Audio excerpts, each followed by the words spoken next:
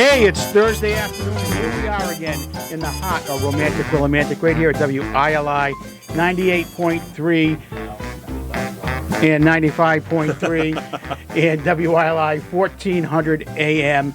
And you're listening to Windham Weekly. I'm your host, Ken Folan, the voice of Windham, the only voice you need to listen to. Although I do carry my co-host, and you can tell by the back brace that I wear, Mr. Mark Doyle from the Board of Education. The heart of Windham. The heart of Windham. We're still having him checked by his cardiologist. I am going to introduce Is that a back brace or a girdle? I wasn't sure. Whatever it takes, Doyle, to get up in the morning, okay? This is the guy. He's got problems. This is why he just sits on the board. Introduce the children. Okay, so I'm going to introduce one student, and we have a bunch of them from Barrows Elementary That's the School. only name you remember, Ken? Barrows STEM Academy, not the elementary school, sorry. They are a large contingent today, a lot of activity for this show regarding the Barrows STEM Academy. Kimber Audette is going to take the honor and privilege of leading us off by introducing the teacher of the year over here. No. I'm Kimber. I'd like to welcome our teacher, Mr. Colliger, to explain why we're here. Okay. Chris, it's a pleasure to have you. Yeah, thank you for inviting us. Absolutely. So why don't you tell us why we have these students here in studio today? What's it all about? So this is the 11th class that has made it to 8th grade that explores what's called a capstone project. They take this critical thinking they've been learning for 9 years in our school and start applying it to problems within their communities. We used to do it all around the world, but the past few years we figured, hey, let's focus in on Connecticut. Why do we have to look at other places? And so they all have issues they've identified in Connecticut, done research on these problems, and then they've actually taken it so far as to what are the solutions that we can all apply in our lives to make our Connecticut, our state, just a little bit better. And so they've all done a lot of work towards that, a lot of research, and they're pretty well versed in their topics. And it's been my privilege to be their teacher. So you've kind of got the best of the best with you today at the radio. So if I may, now we have to let the audience know this is a tape show. This is a tape show today. These kids will now be at Eastern tomorrow, Friday. That's true. To do a presentation of this project. Yeah, Eastern's been nice to host us for the past 4 years for the kids to present to the general public their topic. So we get about 200-300 people that come through in Eastern. So this is amazing that this is already the 11th graduating class already. yeah. I remember when that thing was being, I was on the board of it back then when we were picking the site and the whole 9 yards. Yeah. That's times goes by fast. Many of these students have been there since kindergarten, so it's 9 years in that building as well. Wow, that's perfect. And I hope you enjoyed your time here, and you go on to what you plan on doing. Because these students come not just from Windham, they come from Killingly, Lebanon, wherever, and they were going to do that. So we're going to start off. I remember Seamus down the end. He was on our show before. Seamus is going to say his first and last name, and everyone will follow, right? You're going to tell us where you're from, and a little bit about yourself, right? What you enjoyed about Barrows, since this is the end of the year, as well as your end of your career at Barrows. And then we're going to come back around again, and we'll get into your project. So take Seamus's lead, everybody, and kind of get through this. I'm Seamus Kavanaugh. I'm from right here in Windham, and I really love the positive atmosphere at Barrows. Okay. I'm Lorelai Conroy. I'm from Brooklyn, and Barrows has been a great place that I've been going to for 9 years now, and it's just brought a lot of joy to my life. I'm Lily from Windham, and I just really like how easy it is to connect with the teachers and make friends and just have a really fun time at Barrows. I'm Alexandria Burr, or Alex, and I just really like... Louder. You're proud. And I just... Crank it, kid. You yell in the halls. I know you do because you've been in the principal's office. Go ahead. And I just really like the atmosphere and all the teachers at school. I'm Axel Torres, and I'm here from Windham, and Barrows is just a good school in general, and it's always positive vibes, good friends, good people. You already know how it is. Hi, I'm Zoe Griffin. I'm from Windham and Columbia. I really like Barrows because of just the really, like everyone's been saying, really positive vibes, and it's just really, really nice to connect with people, and I've just had a really great 9 years. Hi, I'm Kimber Audette. I'm from Chaplin, Connecticut, and I really like Barrows because of the positive atmosphere that they have, and a lot of the teachers give off really good vibes. See, I'm stuck with Mark Doyle. There's no vibes. This is the voice of Windham. I could do the whole deal, but he's used to sitting down, and so we do it. But anyway, You'd run out of breath, Ken. You talk too much. no, not on this show. We got too many important young people here, academias. right? And so what we're going to do now is go through their capstone or their year-end project, and I like the whole thing about projects stemming around Connecticut.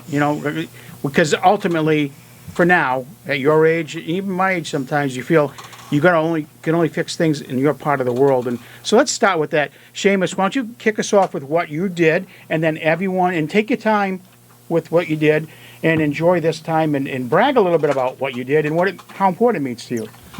So I researched the issue of lack of handicap access in Connecticut, and I've got 3 facts to tell you guys. So 440,000 people have a physical disability in Connecticut. 200,000 people have a mental disability in Connecticut.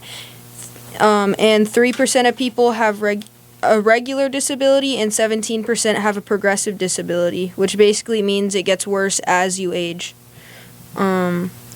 My solution for this issue is to hire people to regularly check buildings for like elevators and ramps and stuff like that, so that it's easier for people in wheelchairs and maybe in walkers to get around. And I chose this problem because for a period of time I had to be in a wheelchair, and sometimes it would be difficult because curbs wouldn't have like places for me to get up onto the sidewalk. Yeah, so access for all is very important, and that's a good project, and I think it's also a worthy cause, because there's plenty of people in town who, as they age, need canes, walkers, wheelchairs, and young, whether they're young or old. Sometimes you never know what the disability is that may hit you. So you did a lot of work on looking at that and presented that. Now you're presenting that tomorrow, correct? Yes. All right, that's perfect. All right, let's go. You got this, Laura. I'm Lorelai. My capstone project is homelessness, specifically in Killingly, Connecticut. I chose Killingly only because I have an organization, Project Haven, with my church, where we come up with solutions to help them out. So Killingly has 17,800 people there, and 14% of the adults there are homeless in poverty, and a lot more struggle to falling into poverty.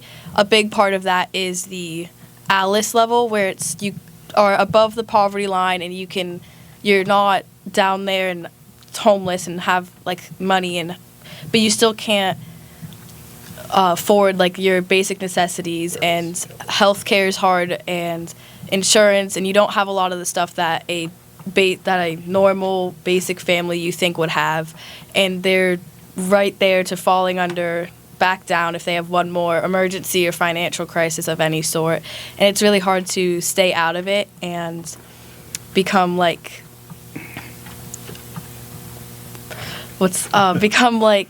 stable and being able to stay out of the whole poverty and ALICE level. Also,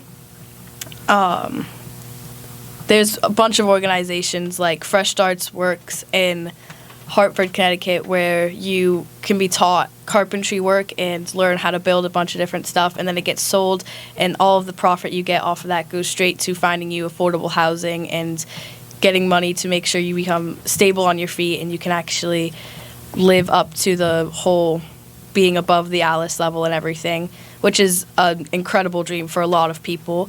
And something I did was join the Project Haven organization at the Westfield Church in Killingly, Connecticut.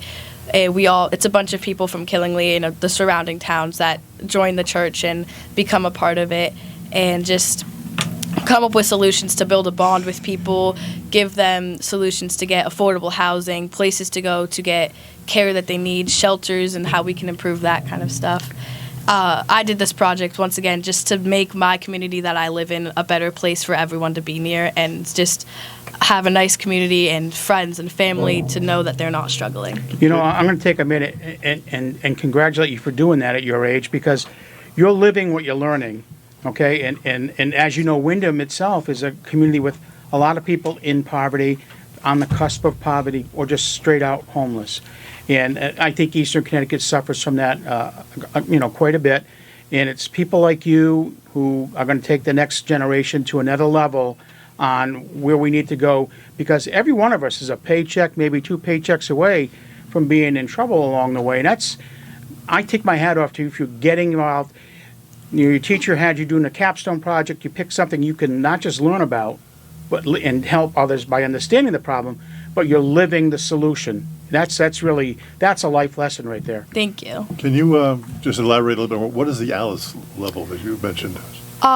It's basically you're above that poverty line governmentally or statewide or whatever, but you still don't have, you're living paycheck to paycheck So once again. what does it stand for? Do we? Assisted limited Income, I'm sure. income constraints employed, and it's All right, she passed the test. Thank you very much. Actually, what you did was you helped Doyle learn a word. Right, I haven't heard that. I A thought plus. That's all part a of the new term research. for me too. When I say the Alice level, it's just I like that. you have money to have a house, but Yeah. you say you have kids and you send them to school, you don't know if they're gonna have a warm house to come home to or even a house at all, and it's scary. It's as scary as being in poverty. You don't Right. know what You is don't know where coming your up. next meal. You're Yeah. food insecure. You don't know where that next Excellent. meal's coming from. Yeah. Now, like I said, I can look out this Great window and there's a project. lot of people who unfortunately are living that life in this country, which should bother Right. everybody, right? Yeah. I'm so happy and proud that you did that one. Everyone who's listening to Windham Winkley right now, we are with the Barrows STEM Academy students, 8th graders, all moving on to the 9th grade. But they first have to get their capstone project in and present it. And the high school has its own capstone projects available for students as well. But this is a pretty big deal, I think. Okay, contestant number 3. Hi, I'm Lily. My capstone project is about teen and adolescent mental health in Connecticut and how it's not really recognized enough. A lot of people, not just in Connecticut, all over, some people just don't even believe that it's a problem, which in its own itself is a problem because, just over the past 10 years, teen and child suicide rates have not dropped at all. And in fact, they've actually raised a little bit in Connecticut. Every couple of years, we've had a huge spike in like a 20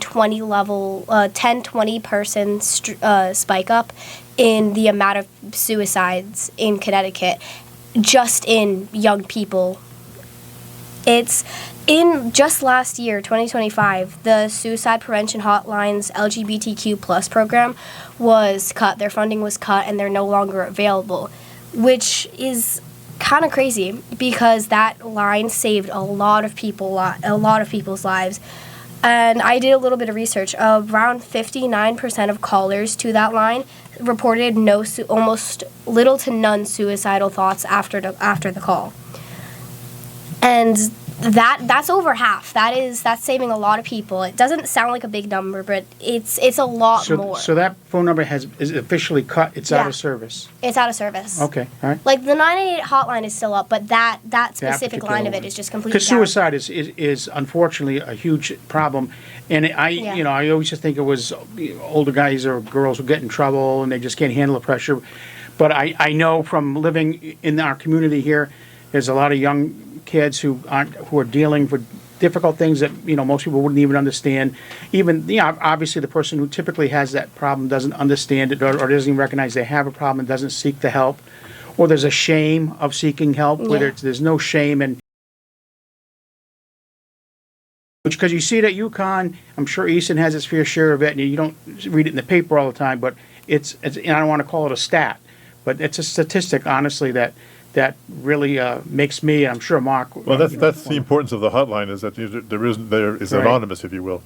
Back in my college days, I worked on a hotline in Boston, and it was quite interesting. But there was an awful lot of folks who even many years ago, when they were using rotary dials, it is a For you folks, that's the hardwired phone that you Yeah. had to turn the dials like Yeah. that. Okay. Yeah, you don't. You've used one. Your grandmother's house. Yeah. She has one downstairs. right.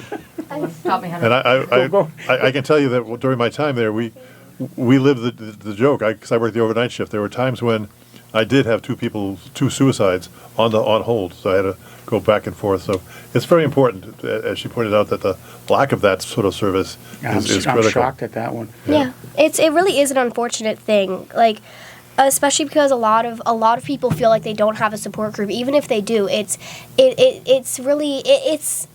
a lot of the time, if you do try to get help, you get denied because there is a lot of people who do need help, and it's really unfortunate.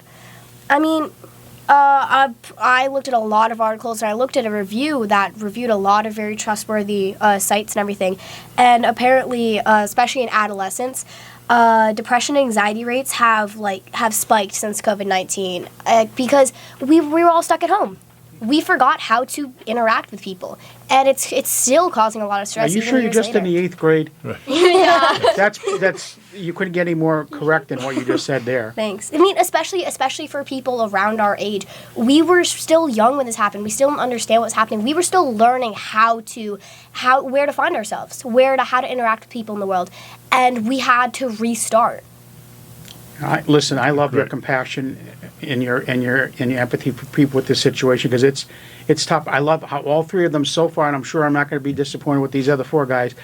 It's a passion that you have to have, and if that's being developed by by the help of and assistance of this class and this program, the Board of Ed better keep this one funded. Okay, next. I'm sorry. Were you complete No, I'm with? all good. You're good. Okay. Nice job. My capstone is on human trafficking, and human trafficking in Connecticut is getting worse by the day. I have some facts here for you, and sex exploitation rates since this statistic is from 2020, and in Hey, you want me to make you laugh for a little bit? I can tap dance and all that other good stuff. Relax. I got This it. is important information you're going to have because it happens. This is I can't believe we took this one on. This is real tough. This is heartbreaking. Go, take your time, but be proud of what you did. sex exploitation rates in Connecticut is 78% women and 22% men. It's okay. Remember, pause. You're Martin Luther King pausing on the stage while everyone waits for your next word. True. Out of 1,863 people who have been trafficked in Connecticut, there are 903 women and 860 men. Last year, in the greater Hartford region, the human trafficking rates rise 200%, and forced labor rates in Connecticut is 58% with children and adults with 42%. The best solution for this is to warn everybody about human trafficking and to help teach people and help them learn how to prevent this from happening to them. And It's good because it is here in Connecticut, right? No, Yes. this is another harsh reality that we have to face, right? I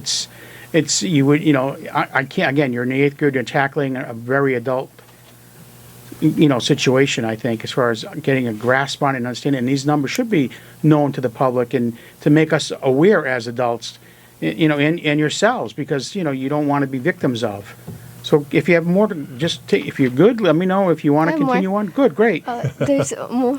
Also, you could donate to human trafficking safe houses. And I chose this problem because I've heard stories about this happening to people, and I've known people that have this happen to them. I'm sorry to hear that. That's terrible. That's terrible. But thank you for Giving it voice, though. thank you for studying that and bringing that to the attention of our community. Superstar, come on, superstar. Be like The Voice. Loud. All right. My name is Axel, and I wanted to let y'all know about my capstone. My capstone is on life below water, and the problem to this life below water whole national sustainable develop goal is that I'm trying to save rainbow smelt from getting endangered and being extinct, because the three things that are wrong with this whole capstone project is that rainbow smelt are endangered due to their localized collapse and primarily driven by climate change, degraded water quality, food source and they are also food sources for striper bass. And striper bass are a fish that is locally fished in Connecticut and Long Island Sound, and during the season of them being around in Connecticut and Long Island Sound, the fish that they usually eat are rainbow smelt, which is a big source for them. And without this source of fish, they are critically going to be endangered because of how much they really need this in their food chain. And it's really important that we could help this fish in order to save striper and rainbow smelt themselves. I'll tell you right now, Axel, I'm a huge deep sea fisherman, and I'll show you all my pictures of my striped bass that I've caught over the years. In fact, we've been booked for July 11th again, the annual trip. And rainbow smelt is very important, but more importantly, again, and it's not just to that one specific item that you're looking at. Sustainability is huge across this country. Every college campus, and soon coming to Windham Public Schools, the sustainability projects are happening, going on, because we only have the one Earth, and that's a huge issue. But you see how the cycle, right? You got to have that feed, Food chain. If the food chain. See, he's all right. Hey, Smarty, hey, psst, I'm the star. Right. But this is why we want the kids to talk. This is bad. So keep going. Good solutions to us helping the rainbow smelt is we could stop catching illegal amounts of smelt, and due to the amounts of smelt that you catch, it could be a big decision in which you could also, if you do catch smelt accidentally, you could report to the state environmental officials, in which they would probably tell you to release your catch safely and go on with your day. And it will be a good way to try to at least help us and try to make the whole population go up and higher, because the declines are very low. Ever since maybe like 1940s, they've been declining, and which we are in 2026, and which is who knows how much rainbow smelt is left in the whole world. And it's probably maybe 500 left, and it's not good. And the whole reason why I choose this whole thing on life and marine life and all this stuff, because I really wanted to know about marine life and whole water stuff, because I always thought that dolphins were cool, and when I was a little kid, I liked dolphins. Dolphins are cool. And it's so cool, and to know about the stuff like that, so it's nice. No, Ken, that's not the fish dolphins. Can we? Isn't there a meeting he can go to? I mean, Axel, you and I'll show you some of my pictures. You'll see. And I'm sure they'll do something.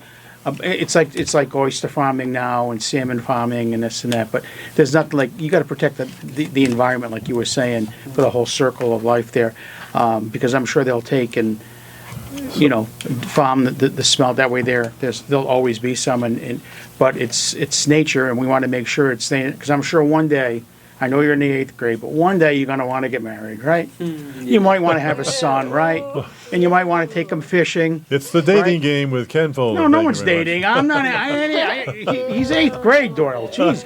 But he's going to want to go fishing, right? You want to take your son fishing, your daughter fishing. It doesn't matter. As long as you go out there and you catch them like I do. No.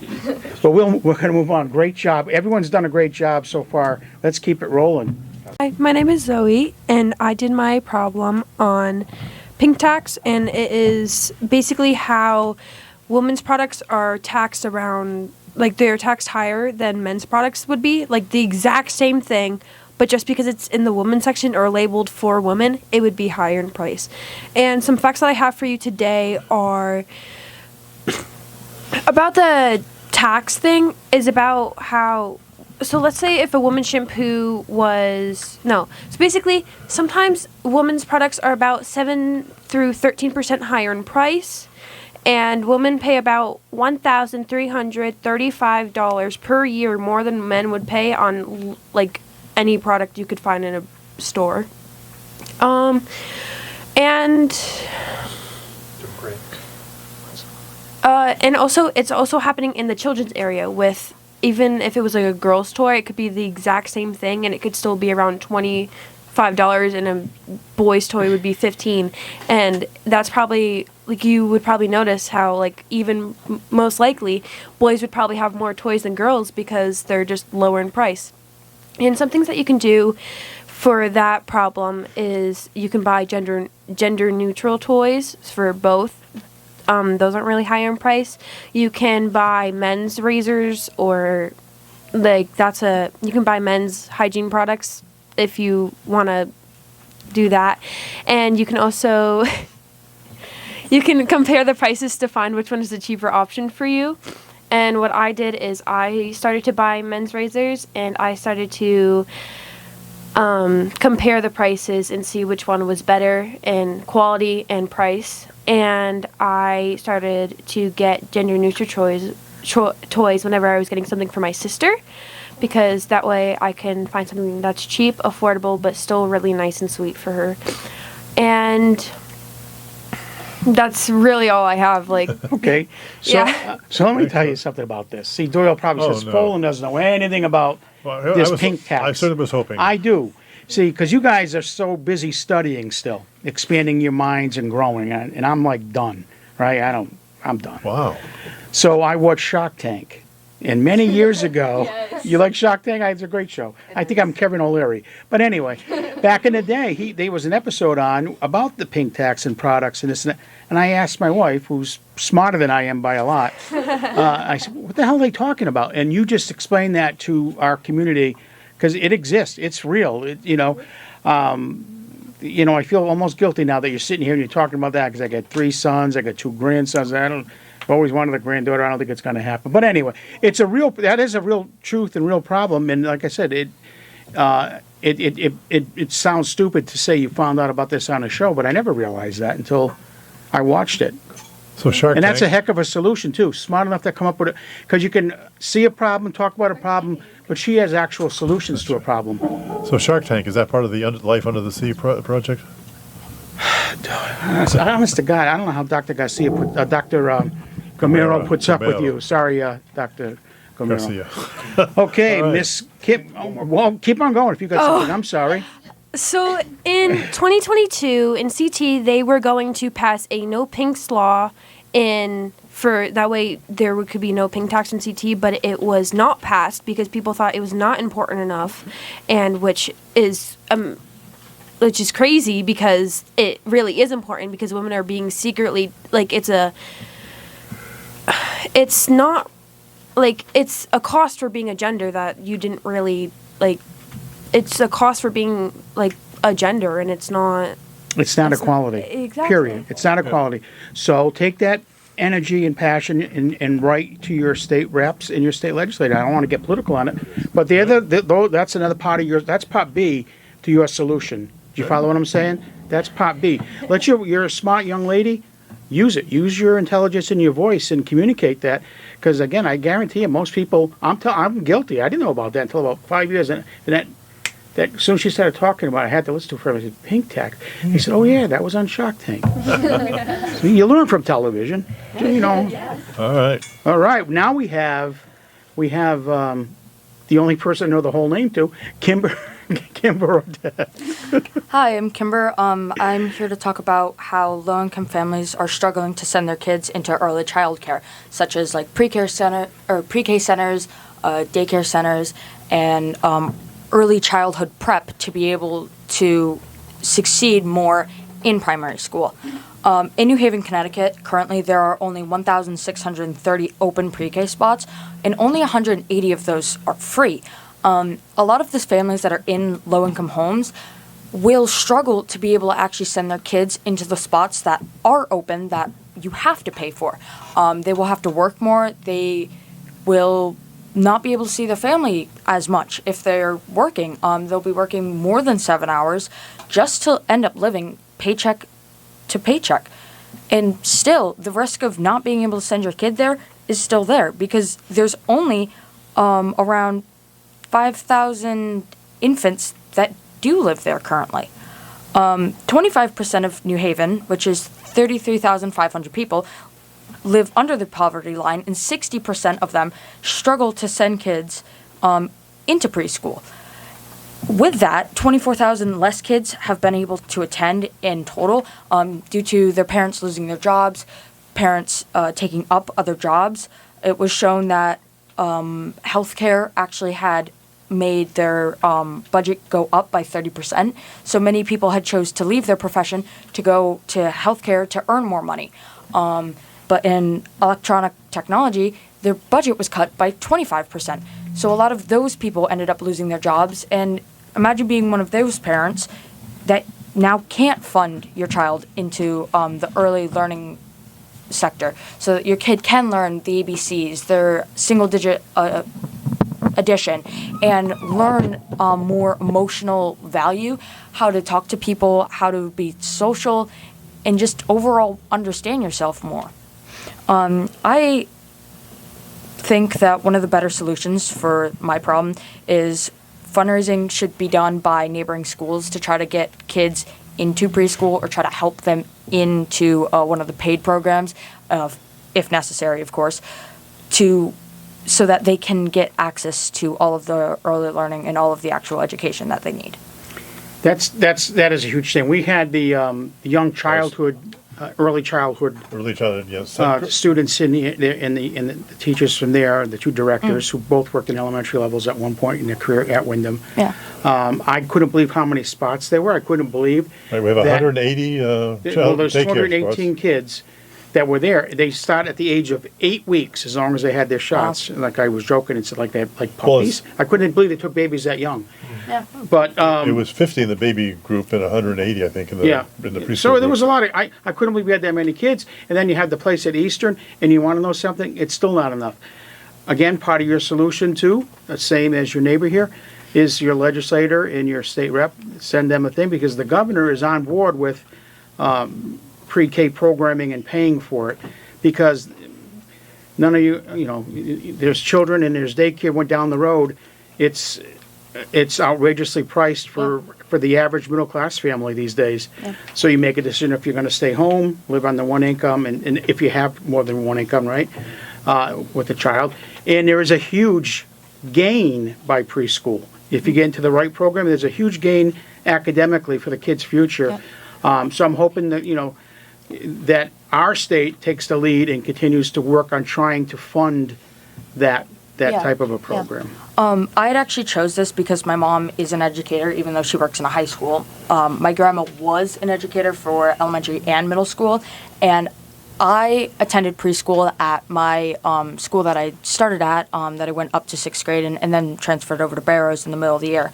The preschool, experience for me, I really enjoyed it. I really enjoyed some of the learning we did. I remember doing, writing, handwriting, spelling, early, contractions like ing, stuff like that.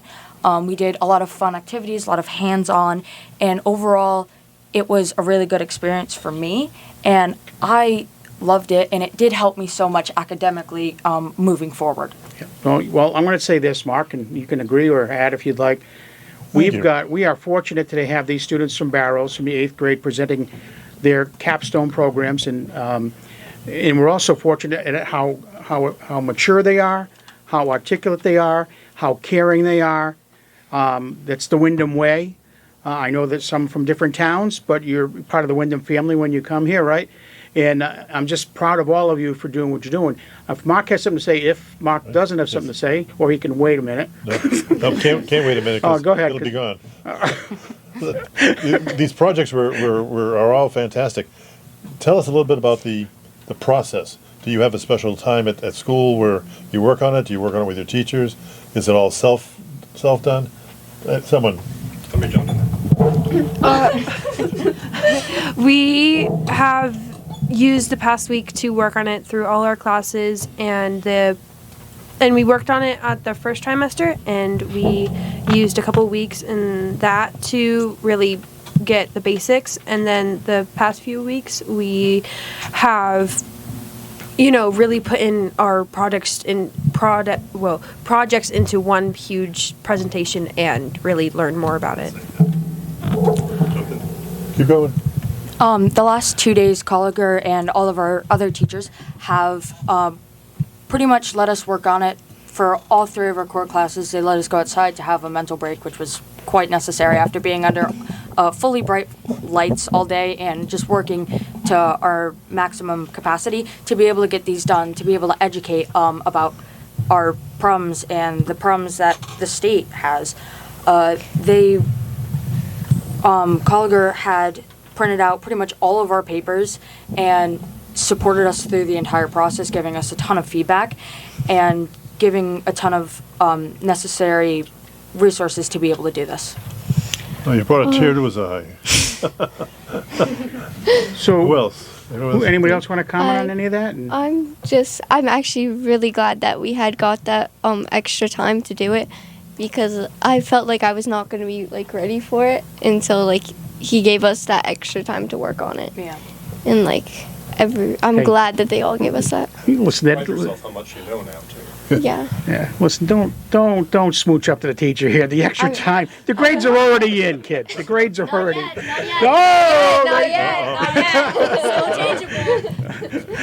Okay, so I got one more question that we could probably have enough time to rip through everybody, right?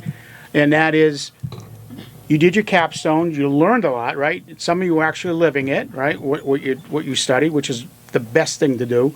I've given you a couple ideas about contacting some of your leadership in your communities to help speak your mind to and let them communicate with.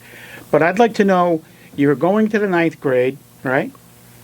What do you see for yourself based on your capstone? And it might be, hey Ken, there's nothing in my capstone that's in my future, or or what's your career path with it? Does this capstone put a plug in your brain to think about for the future? We'll start with you, Seamus. You're lucky I got the name down at the end of the table. That's right. I don't think I'll go into a career involving my capstone, but I'll definitely think more about what I see in certain towns, and I'll definitely donate to charities that help with building more accessible towns and making things better for handicapped people. You know what you do too? It doesn't have to be a career, but donating is great. But every town has zoning and planning, and then you want to make sure when you look at the design of a big project that's coming to town that it has that accessibility that you might see that they might not. So you got to get involved in your community. Go right ahead.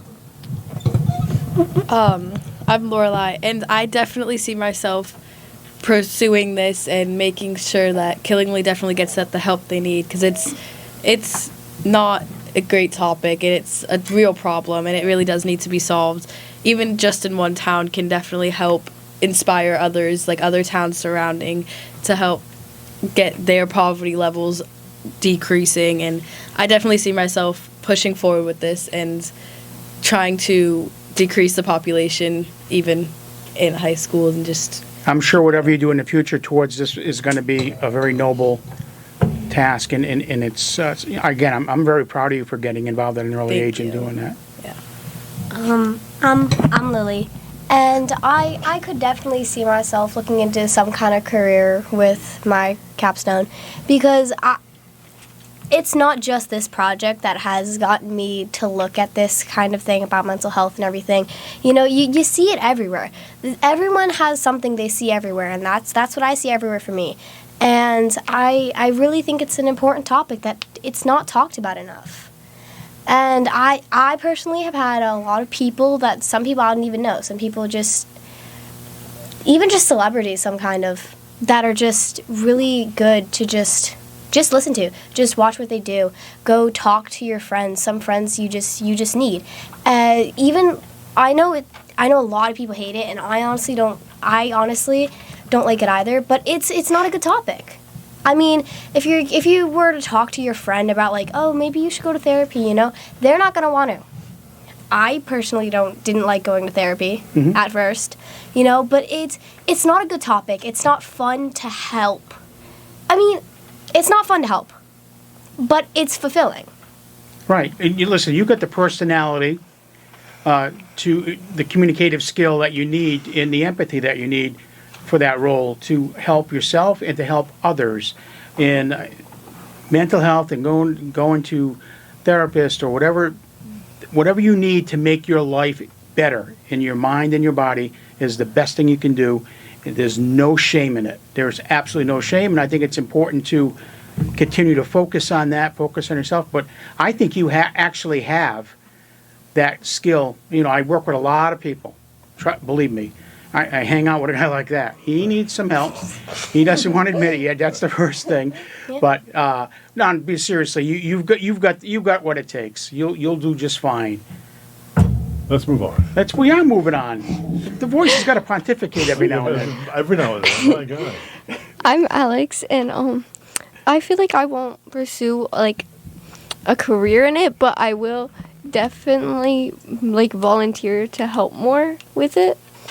But like I feel like I don't like want to pursue it, but like I will help with it. So even in high school. Yeah, you gained an interest in that area. Yeah. And sure, again, that could be a volunteer thing, which is this whole community would fall apart if it wasn't for the volunteers. And I'm sure whatever town you're from, it would do the same.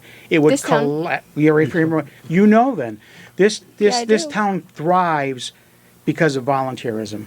And it's time for I've been saying it for years now, the younger and younger My mom and younger ones. volunteers Your mom a lot, volunteers? so, That's yeah. a great example. That's Excellent. perfect. That's what it takes. It's what we need. Uh-oh, Axel, the Axel's superstar back. who thinks he's smarter than the voice. Well, we'll see.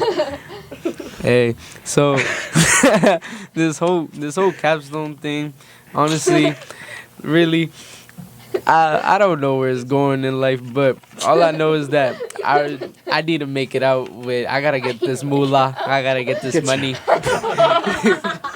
This is really the main idea of life. You know, we gotta survive. We gotta get out of here. You know, but this whole thing with capstone, it helped me in a way because I never even knew how to write an essay. Colliger helped me. Mr. You know, Colliger. gotta shout out Colliger. Gotta give him his little creds. You know. But honestly, I'm going to the technical school, so at the technical school, who knows? It will probably help me write an essay, give me a little B, little A. Now, so let me ask you this, Axel. What trade are you looking into? Honestly, all the trades are really nice. They nice. They're all. That's you can make a lot of moolah if you work. Yeah, That's give me a okay. little moolah, some cheese. You know, some cheese, get you some bread. I get it. But what's the trade?